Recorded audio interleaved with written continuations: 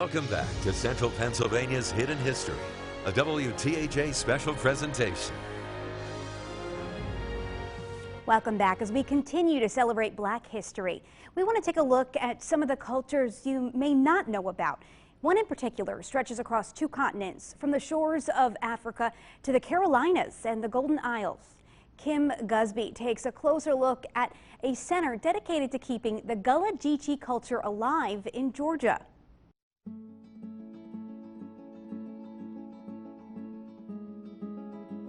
On about 3 acres of land just off Interstate 95 in the rural town of Riceboro sits a gathering place.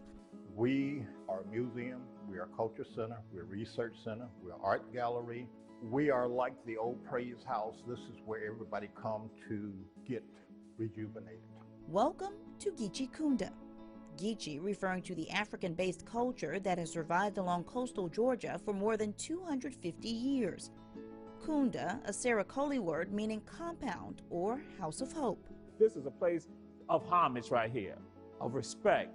Considered the epicenter of Gullah Geechee history and culture, it's often the site of festivals and tours, hosting visitors from near and far. People coming from Europe, from Canada, from the Caribbean, Central and South America, and from Africa.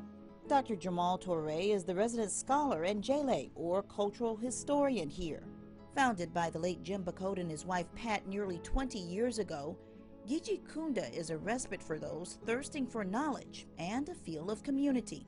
Jim was expansive in his views with regards to the world and connecting people. Didn't matter where you're from, Jim felt you were family. The Bacote home is the central part of this living history museum.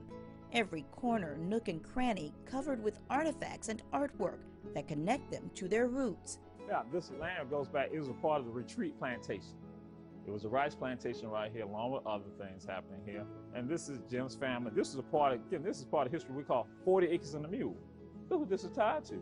That's why I said some of us live in this area right here, coastal Georgia and South Carolina.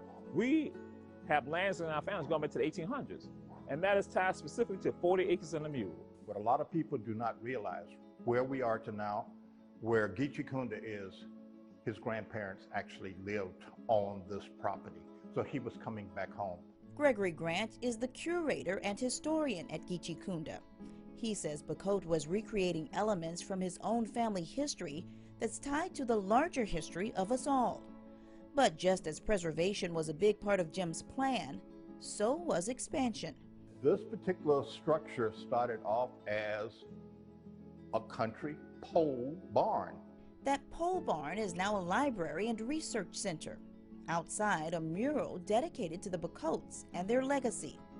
A thatched roof African roundhouse serves as a gift shop. There's a 19th century sugarcane mill, an outdoor fire pit, an eco lodge, and the bell Bacote used to ring at the start of every gathering. Well, before we start our programs and anything Geechee Kunda, Jim will go ring the bell. I'm going to think about that. I think about Jim ringing the bell and how that was a part of the legacy, because ringing that bell, it was the ancestors and it was Jim and about us. He let them know we're about to get started right now. Touré and Grant have vowed to continue to carry out Jim's vision. They're currently working on restoring this 1930s wooden praise house and turning it into a wedding chapel so that couples and families generations from now can pass on the stories of their ancestors and continue to celebrate the legacy of Geechee Kunda.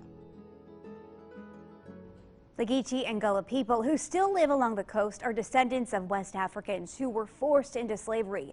Geechee Kunda is a part of the Gullah Geechee Cultural Heritage Corridor, a federal national heritage area that represents a significant story of local, regional, national, and even global importance. Still to come, we wouldn't be able to celebrate Black history without looking at the importance of music in African American culture. We'll tell you how groups are keeping the history of the tunes alive.